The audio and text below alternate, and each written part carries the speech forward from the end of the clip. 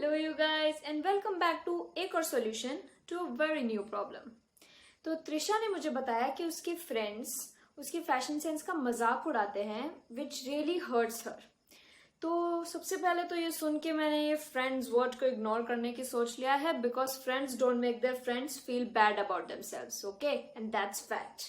हाँ, नहीं तो पर मेरी तरह ओवर रिएक्ट करने से पहले हम उनसे बात करने की कोशिश करते हैं, okay. Maybe they don't realize कि उनका ये मजाक तुम्हें हर्ट कर रहा है, and once they realize that maybe they will stop.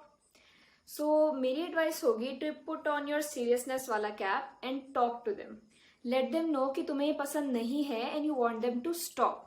और ब्रो, नो मजाक, बिकॉज यो मजाक दे मजाक, no seriousness. I mean, if you joke about it, then they'll joke about it too. Just be serious and tell them that you want them to stop. And this hurts your feeling. Maybe they'll understand, and if they don't, anyways, और बाकी की tips के लिए go to the link with the post and read the full article there. तब तक के लिए stay strong and rock all those outfits with that cutesy smile. ये थी आपकी दिशा with cameraman दिशा, सीधे from Teen Book. See you guys soon.